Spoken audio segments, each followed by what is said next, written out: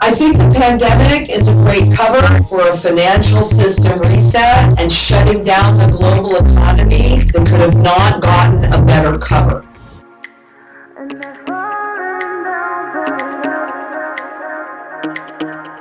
Please join us for our next live stream Sunday, June 7th at 9 p.m. Eastern.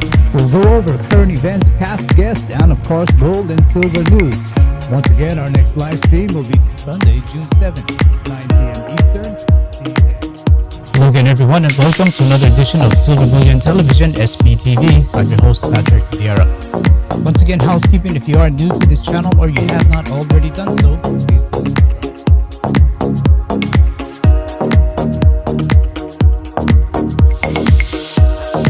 Lynette Zhang joins us today. Lynette Zhang, the Chief Market Analyst at ITM Trading, a full-service precious metals firm specializing in gold and silver bullion and rare coins. Lynette has stamped her place and blazed her trail in the markets in various roles, including stockbroker and banker. She's also the host of the popular YouTube channel, ITM Trading Incorporated, which educates people, including myself, in the area of financial knowledge and wealth preservation. It's time to saddle up and silver up for Lynette Zhang.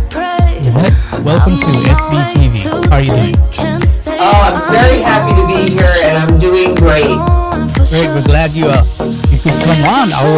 Our viewers have been saying, get Lynette. So finally we've got Lynette. So I hope we can make the most of this time with you. Absolutely. Okay. Lynette, we'll just start by asking, you've been involved with the financial markets for quite a while. Can you share with us about your background and how you got involved in the precious metals industry? Well, to be perfectly honest with you, I feel as if I've been groomed for this my entire life. Because at a very young age, I was in a small town. I grew up in a small town, Kingston, in New York. And my father was a developer there. So he was kind of a little bit bigger fish in a very small pond. And so I started working in banking when I was 15. So then when it was time for me to go to college, I decided to study business finance because I liked banking. So I think it's something that I've always been doing. And then I worked in the banks, I had babies, I got divorced, I needed to earn more money than I did in the banks, so I became a stockbroker. As a stockbroker, I fell into what was called non-dollar denominated bonds, which were simply bonds that were issued in different currencies. And so that's what led me in '87 to the currency markets. And I am definitely an artist. I consider myself an artist. And what I see are patterns. And so when you start studying currencies and then it expanded to currency life cycles, you start seeing all of the patterns, the repeatable patterns that happen historically over and over and over again. But, I'm also an antiquer and have been pretty much my whole life. My uncle was a major dealer back east, and so he taught me the ebb and flow of the tangibles market. And in 1964, I was 10 at that time. I was born in 54. But we were at his home, my parents and I were at his home, and he took us into the back bedroom, and there were two huge floor safes there. And I heard him say to my parents, if anything should happen to me, Aunt Bertie would be well taken care of for the rest of her life.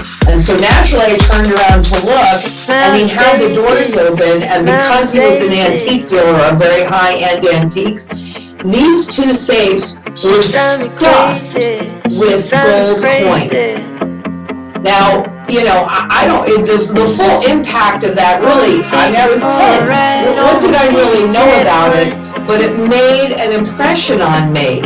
It wasn't until many years later that I realized that in 1964, it was actually illegal to hold more than 5 ounces of gold, except in the way that my uncle were holding them, because those were all pre-33s. So that was perfectly legal for him to do. But put the two of those together, studying currencies and knowing that gold was the key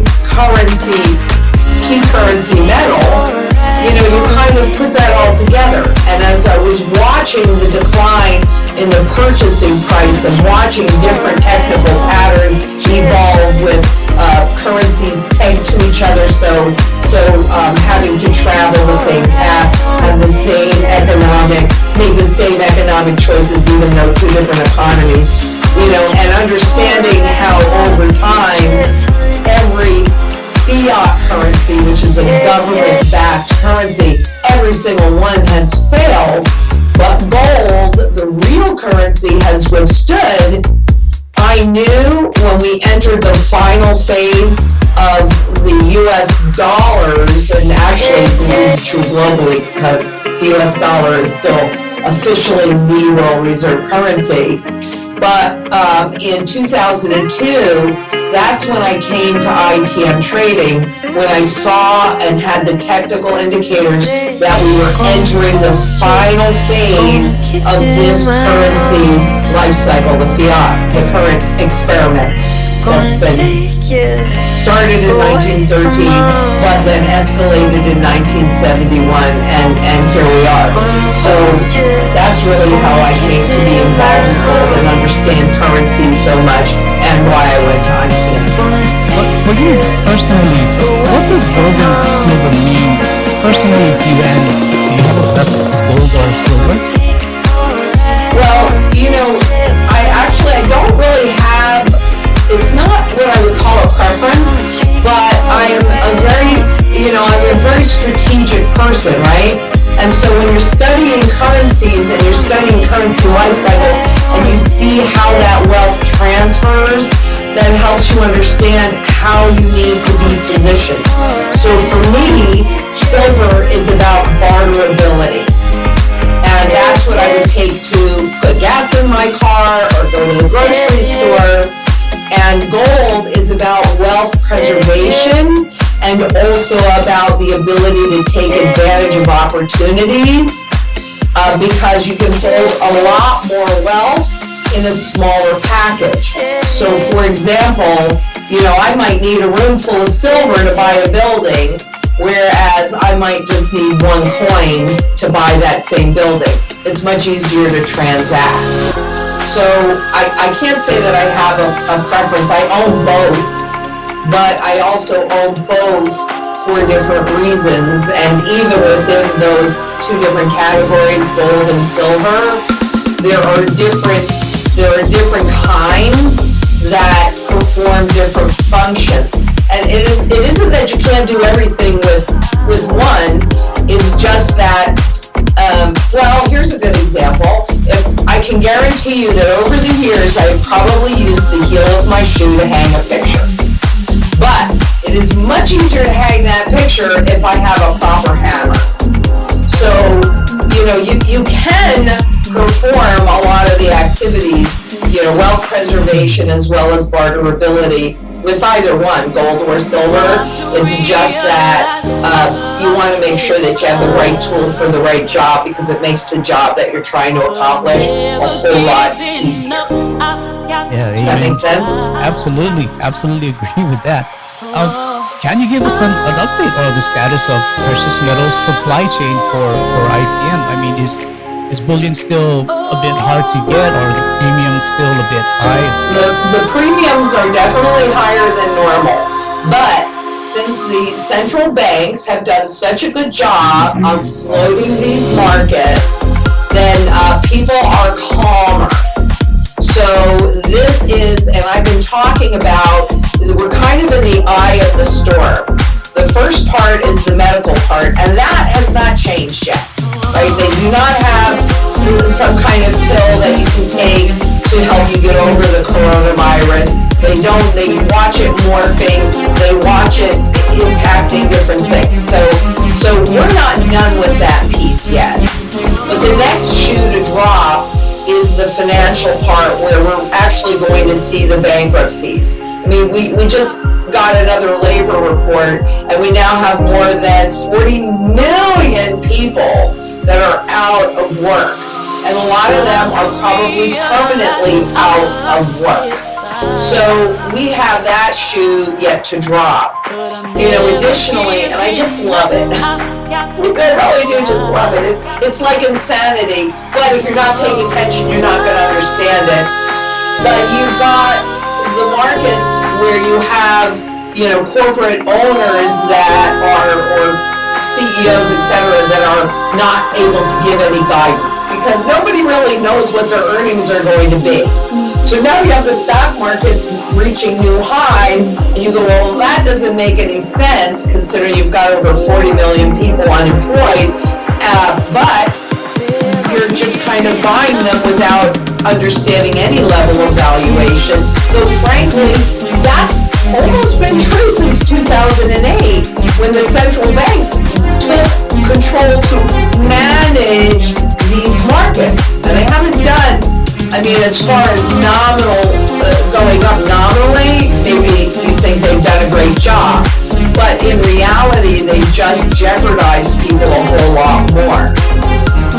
Additionally, with the new forbearance laws, so people don't have to, if they have a government-backed mortgage, they don't have to pay the mortgage for 12 months, right? And additionally, any new home that closes, they do not need to get an appraisal on it for 120 days. So now you see people, well, we just got a report, but the reports that we're getting in real estate are pretty mixed. When you take a look at the commercial real estate as well as the residential real estate, again, the REITs are making new highs, real estate investment trusts, those are making new highs. The home builders are making, our near highs, etc. But nobody really knows what the valuation on the real estate is going to be. So anybody that's buying, you always have to have a place to live and make your last stand. But anybody that would be buying REITs or real estate for speculation, they're out of their minds. They're just out of their minds. If I want to gamble with my wealth, I'll go to Las Vegas, and they'll be very happy to have me right now because they've been, shut down and decimated. But yet, we've got pension plans, all these retirement plans. I gotta tell you, globally, the pension system was in huge trouble, very severely underfunded, and this is true on a global basis. Well, now, when this whole puzzle implodes, it's a great excuse. Because what I see them doing, I just did this actually yesterday. Fed Chair Powell was on 60 Minutes, and I went through the transcripts of what he said, and what I showed was lie after lie after lie and finger pointing. Everything was great before the pandemic, before coronavirus. It wasn't us, it wasn't the economy. The economy was fabulous. It's all the coronavirus, because the world would not have tolerated, the public would not have tolerated another bailout of the financial system. But they can use this coronavirus to hide a lot of garbage, and that's what they're doing, in my opinion. Yeah, I completely agree with that. I guess Paul was wearing his lavender tie again during that interview, huh? But yeah. with what's going on right now, the markets, if you had to, or if you could make a percentage, how much of a percentage do you think with what's happening in the market right now is caused by the virus, or how much do you think is caused by past decades of Fed intervention and such? I think 100% of it is the Fed intervention, because the system really died in 2008. All the data shows it. And so once they went in to manage these markets, then there was truly no good price discovery. So I would say, yeah, hey, if traders know that the Fed's going to give them money if they have a temper tantrum, well, guess what? But what people don't understand is number one, that's your money that the Fed is giving these guys, because it's taxpayer backed. We're responsible for it. And number two, the more that they do this, the less value in terms of purchasing power, which is the piece that impacts you and me the most, the less value that it has.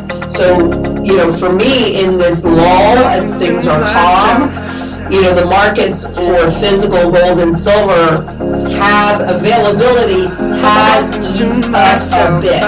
And I talked about this, and I'll talk about it again and again and again.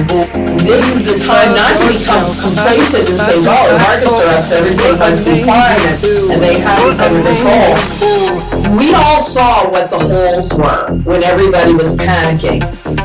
And this is the time to fill those holes. And for me, my mantra, food, water, energy, security, barterability, wealth preservation, community, and shelter. So where were your holes? Did you really have all the gold and silver that you need to execute that? Did you have enough toilet paper? I was able to share toilet paper because I've been preparing for so long that and I have my gardens, I didn't really have a hiccup at all, except I didn't have my Berkey water filter, so I did fill that hole. But, again, with silver for me is really about that barterability piece because it's universal. My eggs are also barterable for my chickens, but maybe somebody's allergic to eggs or they don't eat eggs, right? So it isn't that is anything physical is barterable. It's silver as well as gold. Both of them are universally accepted. So that's why it's critical to have it. And I would use the opportunity right now when things have eased up a little bit to go ahead and lay in your position if you haven't done so, or add to it if you haven't done so. Okay. I often get the question, how much is enough gold or silver to how much should you have? So I would gladly like to ask you that same question. What's a decent amount of gold or silver to have? Well, part of that depends on your circumstance and what you have to work with. Personally, I've been accumulating for a very long time. Do I have enough? No. I probably have more than pretty much anybody else I know. But is that enough? No, because if I have excess fiat money, what am I going to do with it? I'm going to fill those holes, all of them. So, I converted my swimming pool with chemicals into an aquaponic pond so I can, first of all, I can drink that water, doesn't have chemicals in it. I am going to put it through my filter, but I can grow food from it, right? And that was expensive in terms of fiat, but what's your health worth? So, we have to look at that. I don't think you can have too much. Because if you have excess fiat, where are you going to put it? In the stock market? You going to go out and speculate with real estate? In the bond market? Where you are definitely not getting paid in any one of those markets for the risk that you are taking.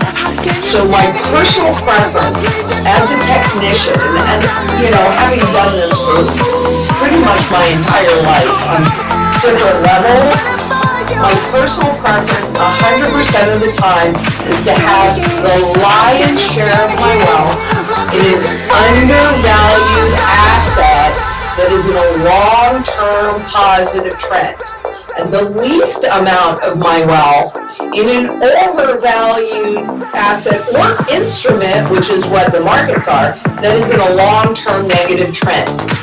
And keep in mind that nominal confusion is hiding the real trend.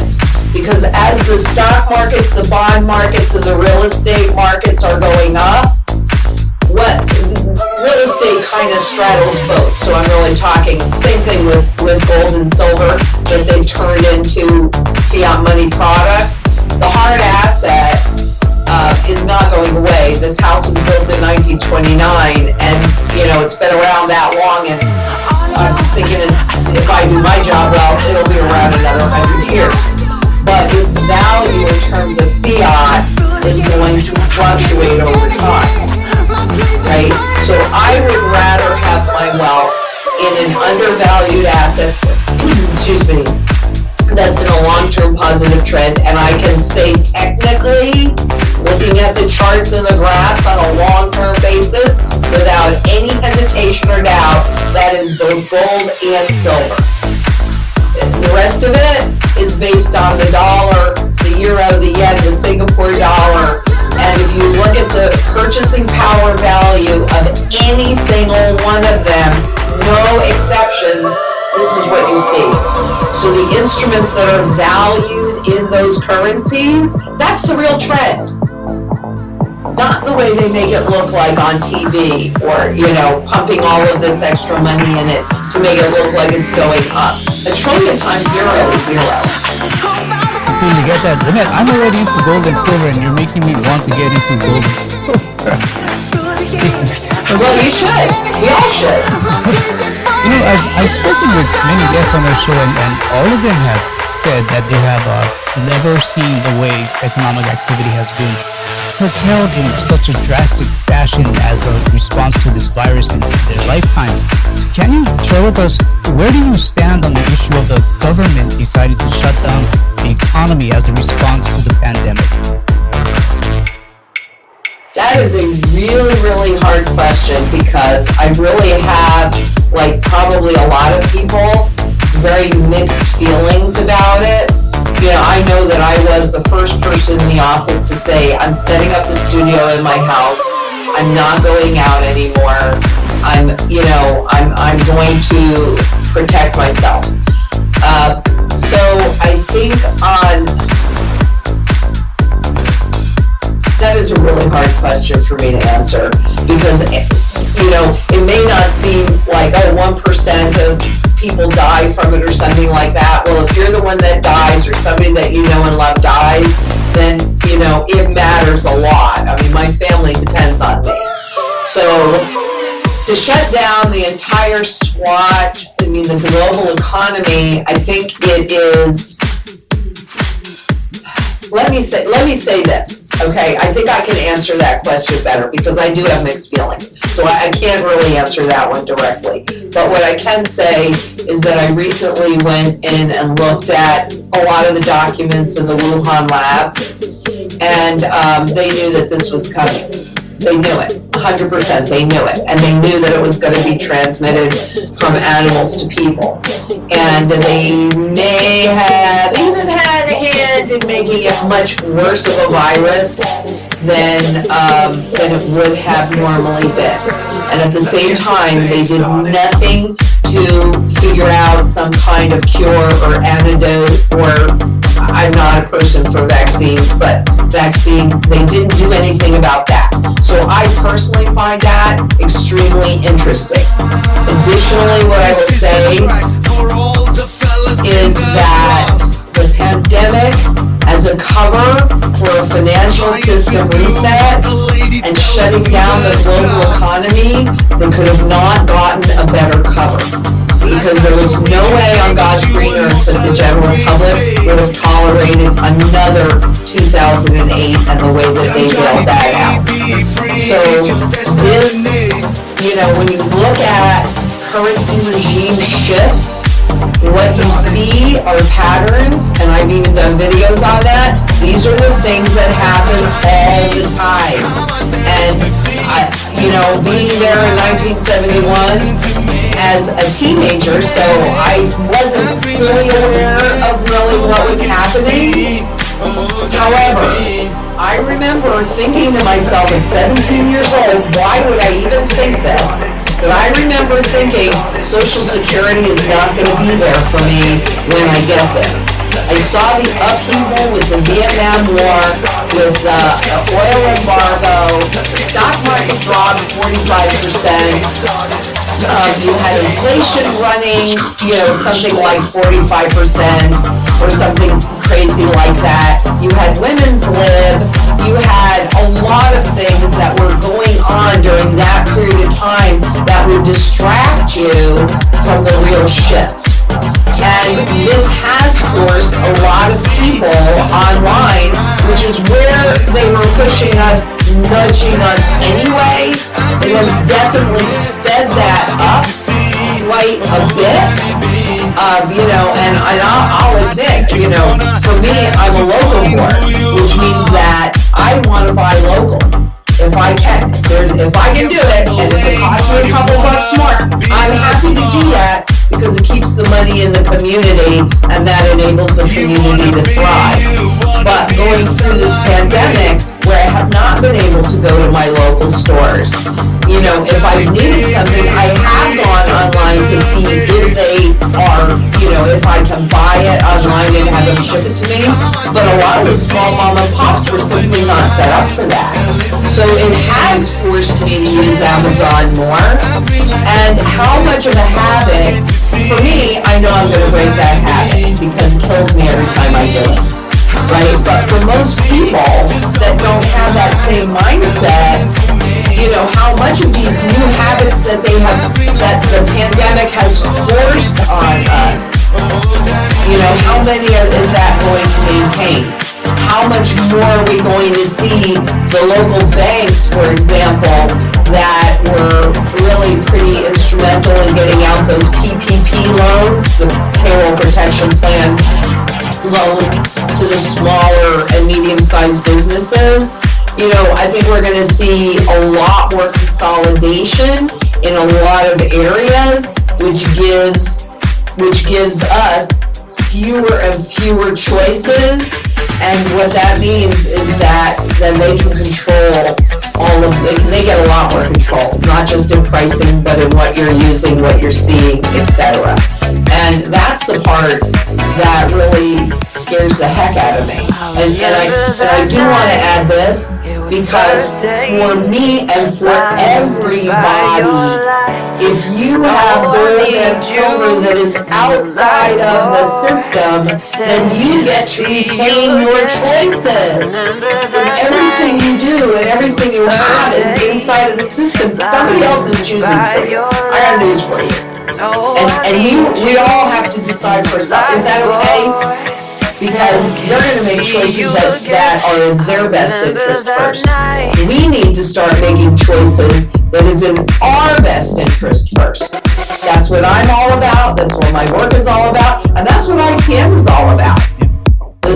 I created a strategy based upon all those repeatable patterns. And so that's really what we help people do, is not just survive this, but actually thrive through it, because this is major wealth transfer. That's what this is about. So I think the pandemic is a great cover. It's a great cover for suppressing the opposition to governments and central banks that was escalating around the world. We look at Hong Kong, right? That was pretty convenient to shut that, that down, and now, not a shock that they're coming out and putting in new rules and taking control. So,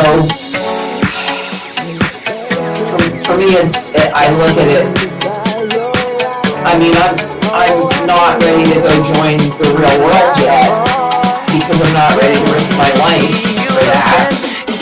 But, it's a great cover, I'll say that. It's a perfect cover. They couldn't have gotten a better one. Do you think we're headed for a new monetary system already at this point? And if so, what do you think it's going to look like? Well, I think it's going to be digital, for sure. I don't think that the current cryptocurrencies will be allowed to remain. Those were used to get people used to it and to develop a market for it. But they want everything digital. As governments have said, once we're in a digital currency, they can do lifetime taxation. And we were talking before about, Singapore being a fine city, right? Well, how convenient if everything is digital and they want to charge you a fine or a tax or a fee or this, then they can just pull it out of your account. You have no control. That makes, again, gold and silver way more important. But we've been transitioning into this really since 2008. And I personally, and especially reading the white papers that came out by the NSA and also a law review journal on Bitcoin. Well, it wasn't exactly Bitcoin, but it was on cryptocurrencies and a lot of the same languages and setups that were used in that white paper by the NSA, which is a government agency, amazingly translated to Bitcoin, which came out in, I think it was April of 2009. Coincidence? Maybe, but I don't think so. And then a year later, the white paper on smart contracts that came out, and we're talking 96 and 97. So, that was a while before these things came out. So, yeah, we've been transitioning to this for quite some time, and this will speed everything up. Lynette, do you think we're at the precipice of seeing the dollar dethroned as the reserve currency of the world? When this new monetary system is created, there'll be no more USD as a reserve currency. Absolutely. And I don't think that any one single country will hold that title.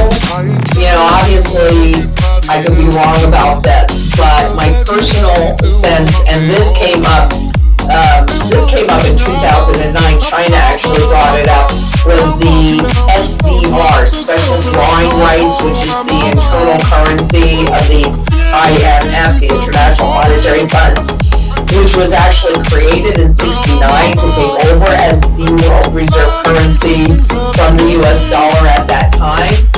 But that is, right now it's a basket of currencies, and they can expand that basket to include all currencies if they want to. And so I think that the SDR is highly likely to be the world's reserve currency.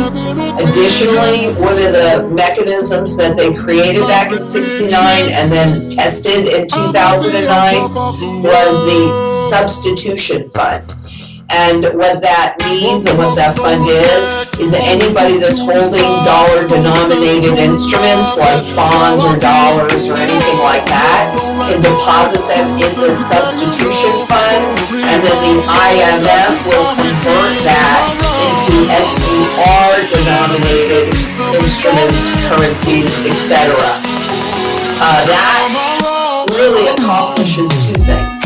Number one, it would mean that the SDR becomes like almost instantly, universally utilized in a very large way. Number two, in theory, then it also enables the IMF to determine the rate and speed that dollars would come back to the US.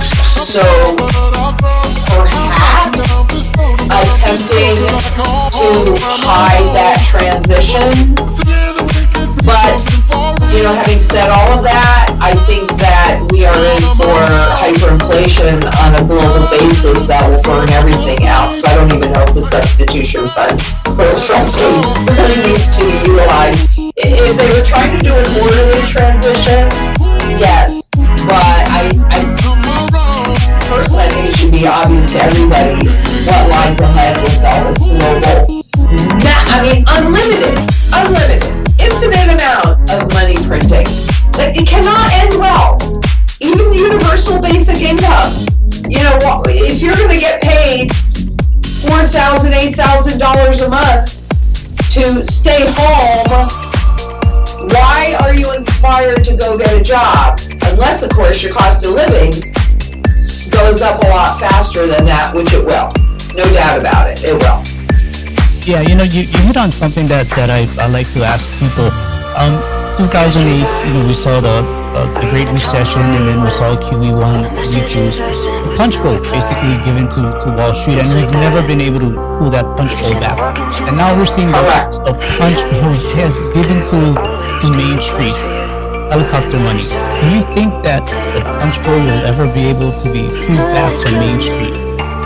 It's not going to be able to be pulled back from anywhere. You can't give and then take away. It just doesn't work like that. So it'll be interesting to see what happens the end of July when that extra $600 bonus for unemployment, is that going to be extended? Is it going to be dropped? Because even those few companies that are attempting to hire, well, why would they accept less income than they're getting on unemployment? So a lot of companies that are even attempting to hire are having problems. No, you can't take that punch bowl away. And guess what? The punch bowl for the Wall Street is still way bigger. I think somebody did a stat, so don't hold me to this because I didn't crunch these numbers, but I believe the ratio is like 98% is going to Wall Street and larger corporations, and only 1 to 2% is going to Main Street. But they had to do something. They couldn't just give to Wall Street this time. And then a lot of times when people talking about the bond market, watch the bond market, what exactly are they saying when they're telling us to watch the bond market? Okay. You should see a spike in interest rates like we saw in September in the repo markets, but it reverberated throughout. So you're talking about the punch bowl when they were attempting to take the punch bowl away. So that's what you should see, is a spike in interest rates. But, even as you're watching this, what the bond market is really telling me is the level of manipulation in these markets, because Japan, who's been playing with all of this QE, all this alphabet soup since the 90s, right? So they're way ahead of everybody else. And by the way, I want to say the only reason why they've been allowed to do that is because of how big a part of the global economy they are, right? So that was allowed, but they've been doing yield curve control, and still, don't hold me to the dates, but even relatively recently, their yield curve still inverted. In other words, short-term rates went higher than longer-term rates, and they're exerting massive amounts of yield curve control. We're going to try that here, but insanity is doing the same thing over and over again and expecting different results.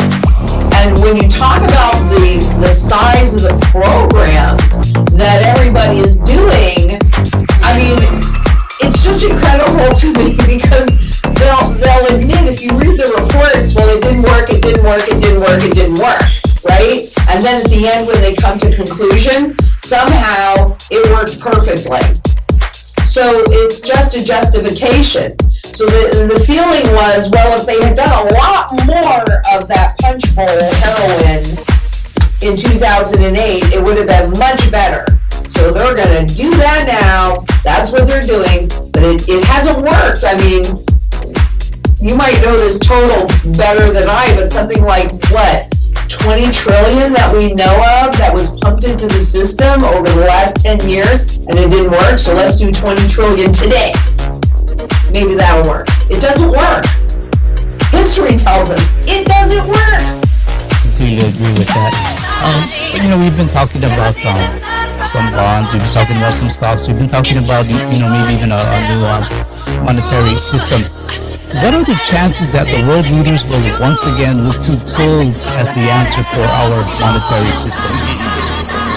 I would say, if it's based upon history, that it will be 100%.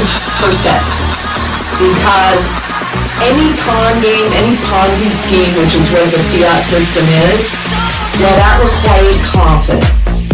And when the public loses since 2008, first we watched the banks lose confidence in each other. That's why we have to change from the LIBOR to a new system. Then we watched the central banks lose confidence in each other in 2015 with the Swiss surprise, when everybody agreed to everything one day and the very next day, boom, the Central Bank of Switzerland did what was in their best interest first. So the only confidence that really remains in these markets is the public confidence in the currency as well as the financial system. That the central banks That's why going on 60 Minutes was so important. And he's not the first one, he won't be the last central banker to go on there. But they go on there and they're like, well, yeah, we can just print all the money that we want. It's all digital. We just push a button. This is not a problem. So, but at some point in here, because that's what was happening leading into this, that's why you had all the global protests and the division between with income inequality, which this is exacerbating. Who is suffering the most from this? It's those that were making in this country less than $40,000 a year.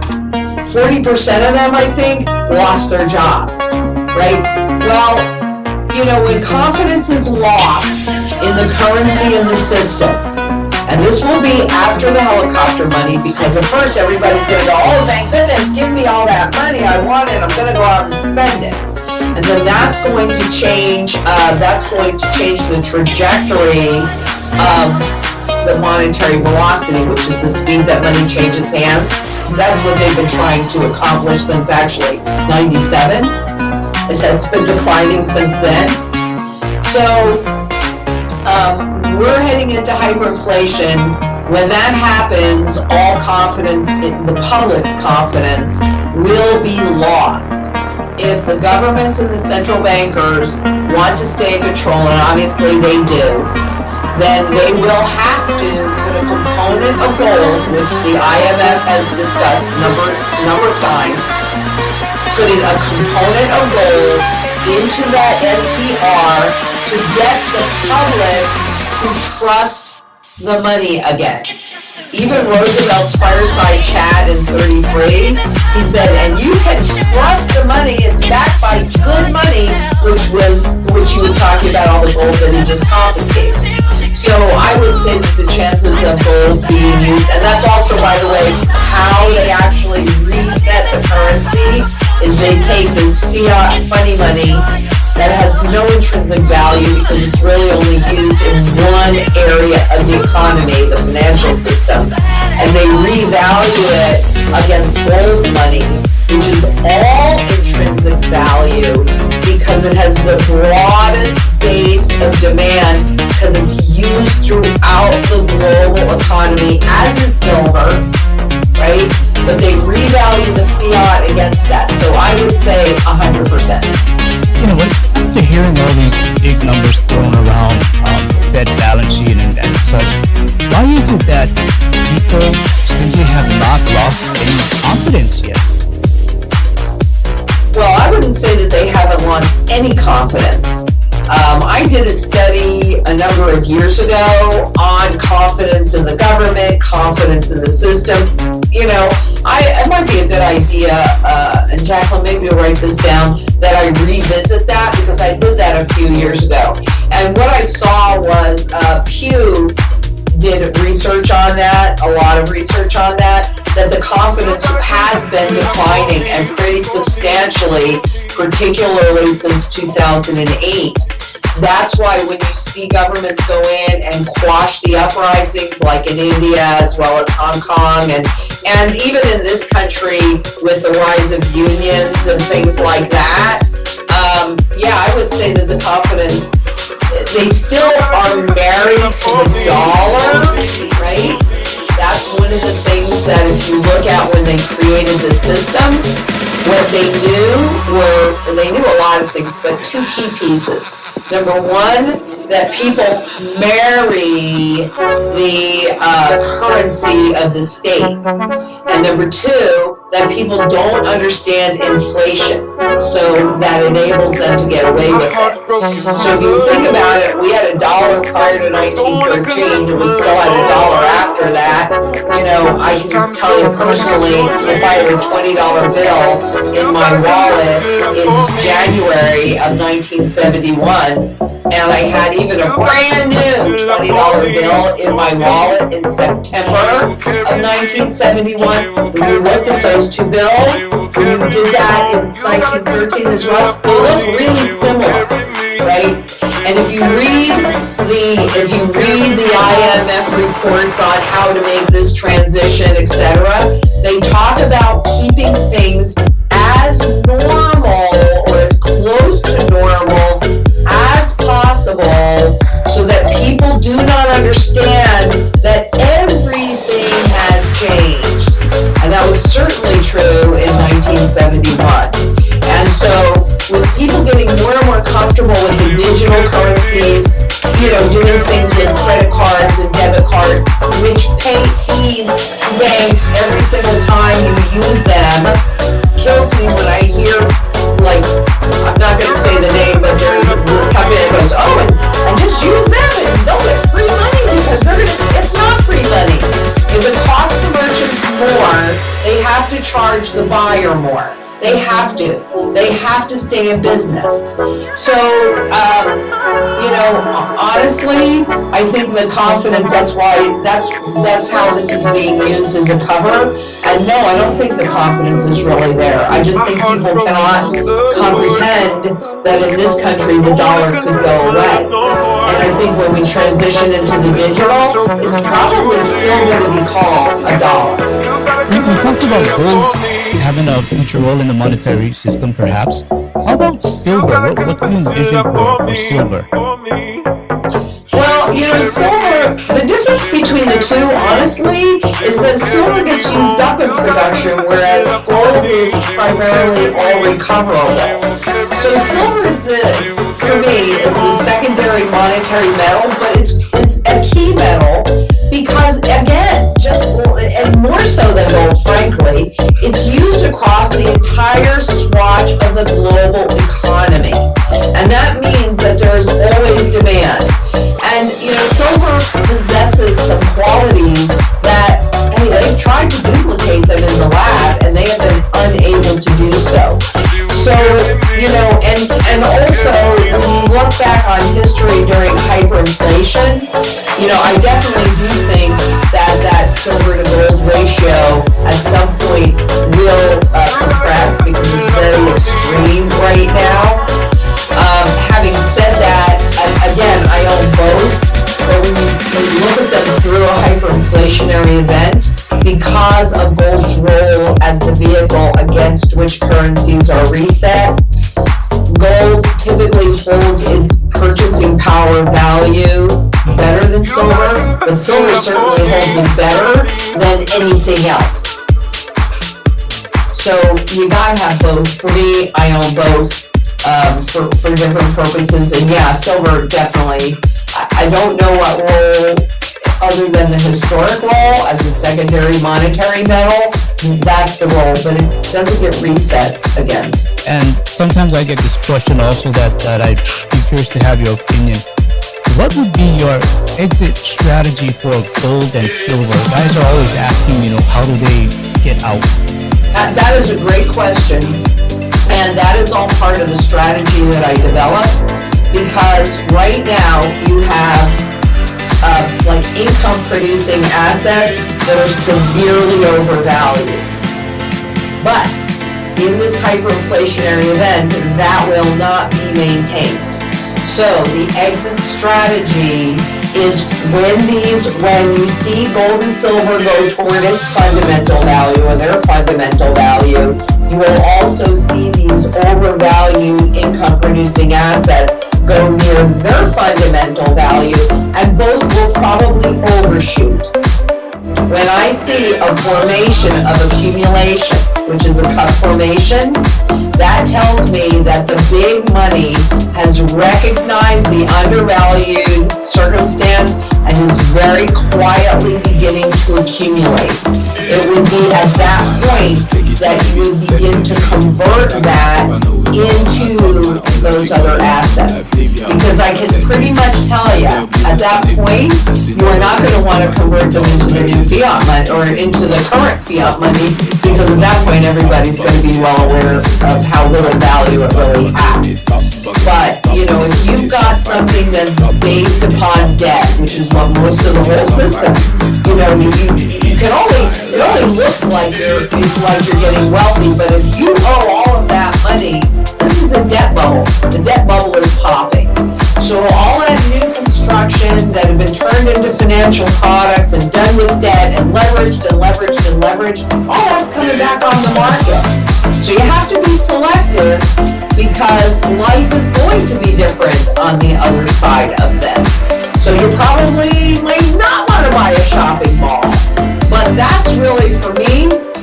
my exit strategy is when I see that shift, right? So right now you have gold and silver down here, and you've got the income producing assets up here.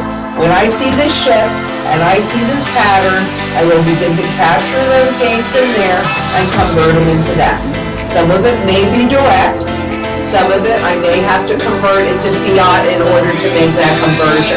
But that's the exit strategy. What we do at ITM Trading is everybody, all of the consultants have been trained in the strategy that I created for myself and am executing for myself. But your circumstance is going to be different because I think you're a lot younger than I am. So I'm in a different stage in my life, right? So my strategy is going to be a little different than yours. But basically, they're both going to be the same. It's just going to be tweaked to your circumstance and goals, etc. Hey, Lynette, you talked about your strategy. You talked about ITM. Can you share with us more about ITM Trading? Well, yeah, we've been around since 95. I've been there since 2002. And what we specialize in, because, anybody can really sell you gold and silver. But what to do with it, like you just said, you get a lot of questions on, how do I exit this?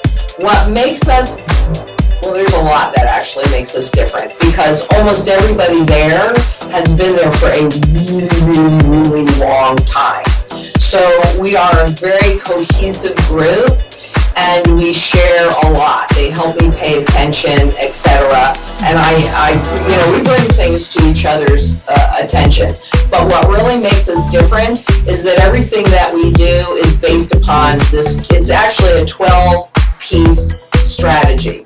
And yes, it centers gold and silver, both are at the center of this strategy, but the goal is to keep you in the loop the entire time. We just don't throw you into gold and silver and say, okay, good luck.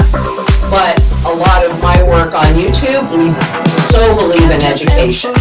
And you can disagree with me. That's okay. I'm going to give you the links. This is where I got all the information to form my opinion. If you have a different opinion, who am I to say that you're wrong? It's an opinion. But ITM Trading, that's what we're really all about, is really helping people make educated choices that puts their best interest first. Okay. I'm sure you get this question over at ITM Trading as well. Precious metals IRAs, are they a good idea? Well, they're definitely a better idea than a stock or bond or a cryptocurrency IRA. However, if you don't hold it, you don't own it. So years ago, when we started entering the final stage, I personally liquidated my SEP IRA, and I still have a retirement plan, but it is in my possession. So, if you don't hold it, you don't own it. And if you want to really also think about it, right now in terms of US dollars, you've got spot gold that's somewhere like $17.30, $17.50. But its true value, if they were to do the conversion today on a global basis, it'd be like 11,000. It would be higher than 11,000. Well, let's see. Those are pre-tax dollars in that IRA. What would you rather pay your taxes on? $1,700 or $11,000? I mean, for me, that's kind of a no-brainer. It doesn't mean that you never have to pay taxes, because all good citizens always pay all taxes that are due. But I want to control that. I don't want somebody else to control that for me. Lynette, can you share with us your Twitter handle if you have one, or how can we find more of your work? Well, let's see. Jacqueline, I have the YouTube channel, so you can Google my name, Lynette Zhang, or ITM Trading on YouTube. And of course, we've got the blog at itmtrading.com, and the Twitter is at ITM Trading _Zhang. Did you get that? Got it. At Sounds good. ITM Trading _Zhang. You can see I have others that help me with these. Okay. But Okay, Lynette, before we go, is there any one or two things more that you would like people to know, or something important that you think that they should really know? I think we've covered really pretty much everything, but what I really want people to understand is don't believe what the central bankers are telling us. If everything was so great, they wouldn't have had to have done all of these injections that they've had to have done. So they need to stay safe, and honestly, you need to make sure that you are as independent as possible. Food, water, energy security, barterability, wealth preservation, community, and shelter. Where are your holes? Please take this opportunity to fill those holes when things aren't so panicked. But fill them. Get that done. Don't wait. Don't wait anymore. Okay, Lynette Zhang, we appreciate the time you've given. We're definitely going to send people your way. A lot of people already know you, but again, we thank you for the time and the knowledge that you've given. It's been my pleasure, Patrick. You did a great job. I think you asked phenomenal questions, things that people really need to share with others too. So thank you very much for having me on today. And we thank you as well. We wish you all the best, and sure to take care of yourself. You too. That was Lynette Zhang, the Chief Market Analyst at ITM Trading. For more of her insights on the global economy, please visit her website, itmtrading.com. If you like this video, please hit the like button and subscribe to the SB TV channel to be updated on new content, and do also check out the SB TV podcast on iTunes and Spotify.